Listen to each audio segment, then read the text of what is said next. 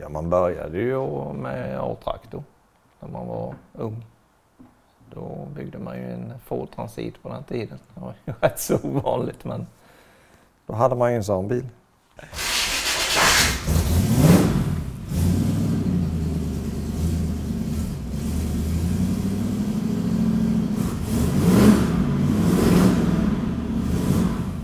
Men sen tycker jag ju det med när man har gjort en bil att man ska använda dem och köra med dem.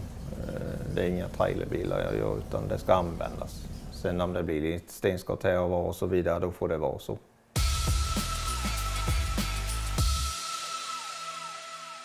Hallå, hallå! Hej, hej! Hur är läget? Jo då, det är bra. Solen skiner. Ja, skönt. Varmt och skönt. Vet du. Ja, det är slutet snart på sommaren här, så det gäller att passa på att njuta de här dagarna. Hur jag står och tittar på väggen här och jag ser ju en plansch som jag har sett i Svensk Garage. Ja, den har nog varit med där några gånger. Jag brukar skratta lite för mig själv när man tittar på den. Det är ju Sven och jag som är på den bilden. Tiden då det var ju ganska länge sedan, 2004. Jag är ju god vän med Sven då. Och jag brukar skoja lite med honom att det är ju ditt fel att mitt liv ser ut som det gör. Men ni delade garage förr i tiden, va? Ja, det gjorde vi. När jag byggde den svarta bilen där på tavlan så var det faktiskt han som tipsade om det objektet. Och då köpte jag det. Samtidigt då så skulle han köpa den gula objektet där. Och det var ju ett laggårdsfynd.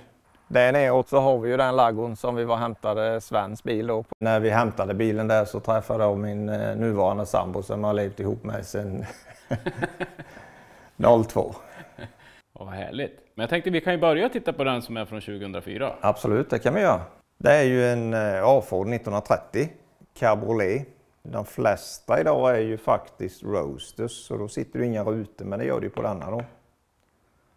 Så det gör ju att det blir lite behagligt att åka. Om man nu kan säga att det är behagligt, men lite vettigare. Det drar inte så mycket om ögonen i alla fall. För det första så var det inte så långt att åka och hämta den. Den stod i Sävsjö. Däremot så fick jag nog åka runt lite i Sävsjö, för han var nerplockad, delvis påbörjad med chassit, men jag var och hämtade bilen på 3 olika ställen. Det var ju bara lasta i så mycket man kunde göra och ta med sig hem. Och sen var det bara att börja på. Först lagade jag upp hela karossen och satte ihop den original och då besiktade den så att den kom in i registret igen. Sen rev jag isär den igen och började bygga om den då till lite hot rod-stil. Och just den här då är ju lite gammal klassisk stil. Här har jag valt att åka med sidventiler, 3-växlad låda, original bakaxel. Sen har jag ju stukat framaxeln, fått ner den lite då. Men det ska ju vara lite drag från begynnelsen av hot rod. Det var nästan så här det såg ut, tror jag, när de körde igång. Det var väl lite så när de kom hem efter kriget egentligen, att de ville ha något att göra. Och då är det väl lite att man bytte motor, plockade det en skärm och det för lätta dem och sen körde de lite race med dem. 04 var den klar.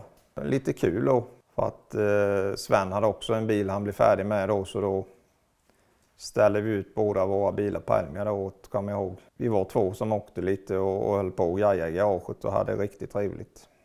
Men det har vi fortfarande, det är bara att vi blir skilda garage om man säger så.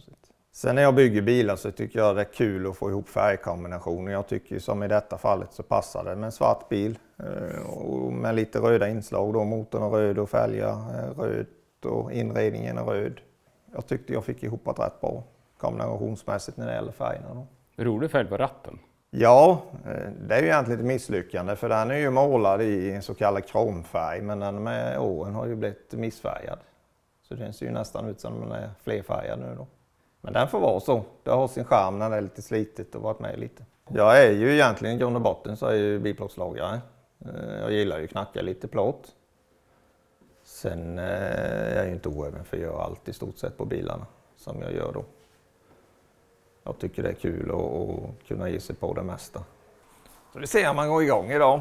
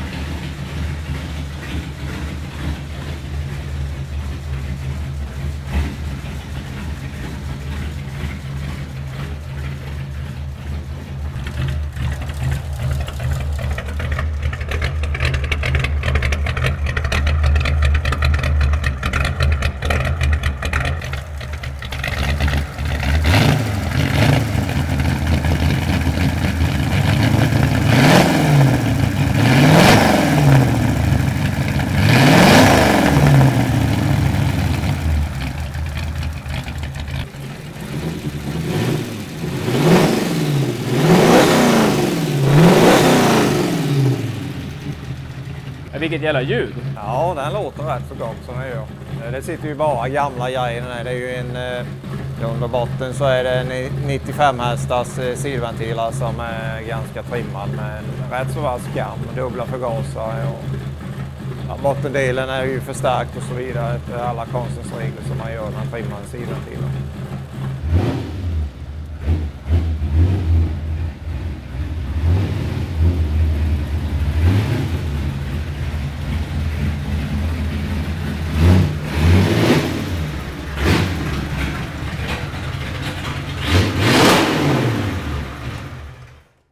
Ja, det var Biffens 55 och det var min 67-musse på den tiden. Men Biffen har vi träffat också, han har massa roliga byggen. Ja, absolut. Det här var ju en fin 57 han renoverade på den tiden. Den var ju riktigt fin alltså. Innan jag hamnade på intresset av just hot rod så har man ju åkt lite Mustang. Jag började väl åka lite 60-talsbilar. Ford Fairlane 64 sportkupé hade jag innan, det var min första jänkare. En sån skulle man ju vilja ha tag i igen, men det är inte så enkelt. Vi får väl se vad framtiden utvisar. Kolla vad unga vi var då. Har du vunnit några priser med den här svarta då? Ja, det gjorde jag ju lite grann på den tiden. Man var på de här Wheels-träffarna, Bilsport Classic och Power-träffarna. Ja, man började ju med A-traktor när man var ung. Då byggde man ju en Ford Transit på den tiden. Det var ju rätt så ovanligt, men då hade man ju en sån bil.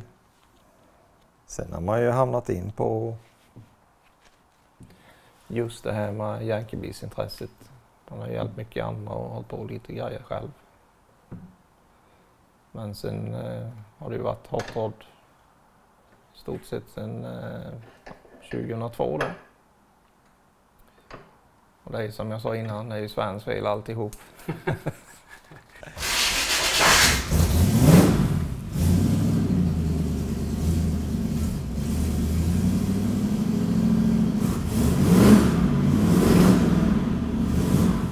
Jag har ju en bil till då.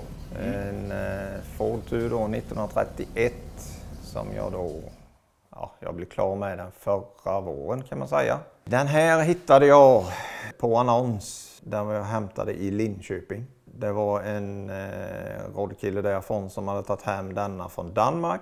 För mig så var det ju alltid viktigt att få en bil som det är papper på helt enkelt, besiktat och klart. Och den var intagen och besiktad och klar, men dock var han väldigt rostig i bilen. Det är inte mycket som jag inte har bytt ut på den helt enkelt, plåtmässigt om man säger.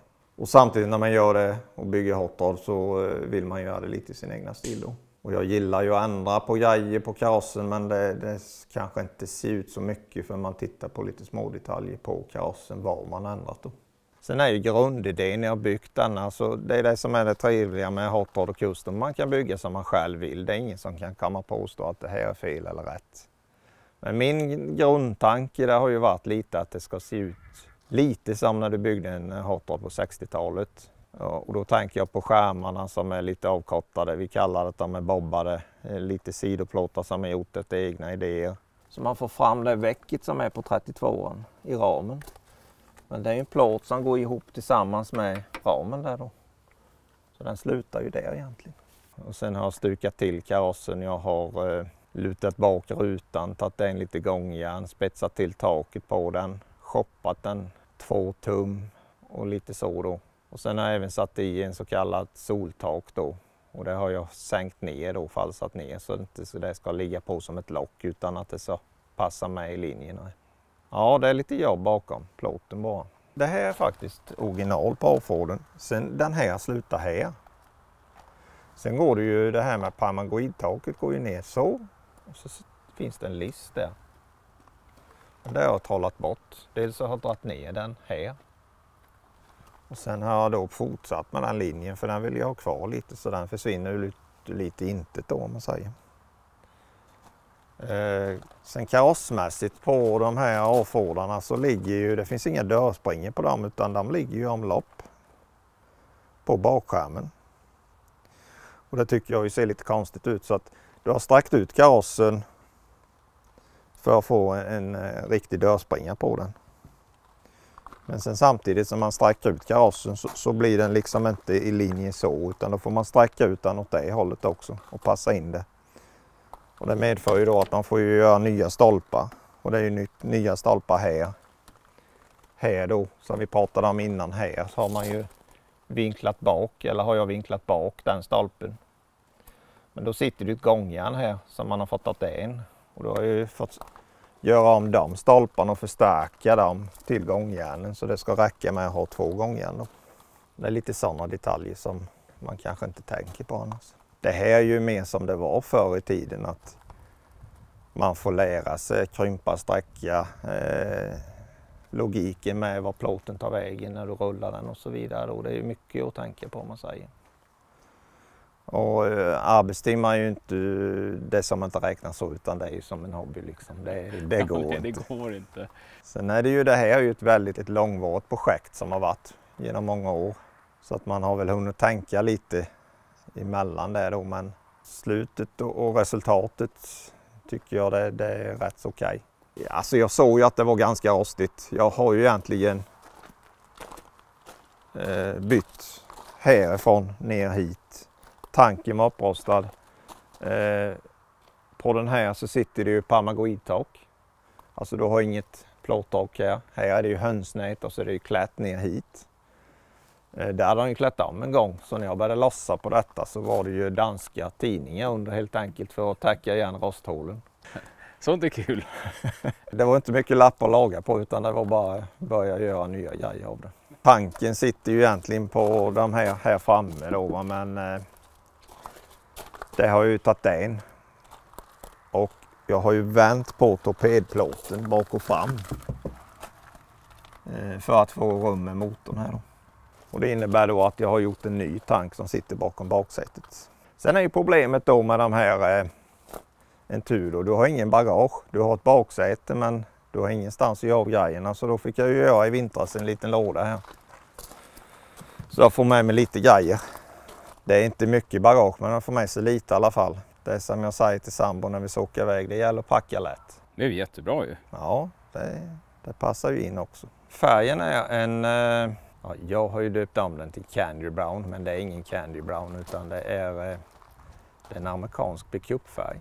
Den hittade jag på en färgkarta från glasseriet, en brun färgskalekarta, för jag hade bestämt mig att den ska bli brun helt enkelt. Och sen var det bara att ta fram den när solen sken och då hittade jag den här färgen. Den sparade jag ner, det färgnumret, och när vi döpte om färgen eller kollade vad det var för färgnummer, då visade det sig att det var en amerikansk pick-up-färg. Jag tycker han passar väldigt bra i solen, det är ju det han gör sig. En dag som denna när solen skiner så är det ju det är fantastiskt glitter i den. Och det är lite som jag tänkte med den svarta, att det är viktigt samtidigt att man får en schysst färg och sen matchande inredning också. Den är ju också gjord i eget tycke, men där har jag haft hjälp av en kompis som heter Palle. Han driver Palles möbelverkstad här i Vetlanda. Han har gjort ett fantastiskt bra resultat med detta. Här hjälptes vi åt ganska mycket. Den skulle vara färdig till Elmia förra året då, och det blev den ju, men det var ju hektiska veckor för att få det klart. Och tack vare hans hjälp så blev det färdigt med inredningen, och han har, som jag sa innan, har gjort ett fantastiskt bra jobb. Här har jag utgått och gjort stommarna själv fram och bak. Dörrsidorna och taket som då sedan Palle här då har klätt i vintage-skinn kallas det för. Han har även gjort lite kuddar, en liten rolig detalj. Han överraskar lite. Får jag brodera vad jag vill, sa han. Ja, det får du göra, så blir det så här då. Hot Rod by Vig Edition. Det är lite sådana detaljer som gör det, tycker jag. Jag tror det är Opel-lyktor. Jag hittade dem faktiskt på loppis, Vetlanda loppis. Jag tror det är Opel Olympia-lyktor, men jag är inte säker på det. Framvagnen då, den är ju då en avfordsaxel som är droppad, 4 tum. På dem så sitter ju då skivbromsar. Motorlåda, motorn är en 302 Ford. Jag gillar ju att köra Ford, och det ska det vara Ford rätt igenom, tycker jag. Motorn är väl rätt så original på den. Bilen är lätt, så det spinner på rätt bra ändå, tycker jag. Sen har jag gjort egna rostfria grejer till den då, eller side pipes som man säger. Det locket kan jag öppna om jag vill det, så mullra lite mer. Sen går jag avgasröret ner här, och så är det en ljuddämpare där. Sen går det in under här och så ut mellan bakhjulet och plåten där då. Men det har ju 2 mindre slutrör där då. Också en liten sån här detalj som kan vara lite udda. Drivningen är en C4 automat, låda då. Bakaxeln är en 8-tums Ford också då. Upphängd i korsdag. Och där har vi då även luftfjädring som sitter i den. Som är höj- och sänkbar. Det är själva chassit. Sen är ju ramen, för att få det besiktat och godkänt så krävs det att man boxar den och förstärker den och kryssförstärker den och så vidare. Och det är också gjort på denna då. Fälgarna då, det har ju valt, det skulle ju vara lite 60-talsstil på dem. Så då har jag valt ett par klassiska Raiderfälgar. Dock inga äkta tyvärr. Det är svårt att få tag i men det är ju eftermarknadsgrejer. Men stilen ska vara likadan. Den är ju en list som man bockat, svetsat på. Men sen har man ju gjort kanter runt skärmen här då. Om man har sett en A-Ford med skärmar fram så har man detta mönstret i lite större drag. Då har jag vänt det och tagit den idén och gjort det bak då. För att det ser lite annorlunda ut. Tittar man så här så ser det nästan ut som en bak- och framvänd framskärm om man säger. Och det var lite för att man skulle få med piporna med då. Vi var ju i Norrtälje för några helger sedan nu på semestern.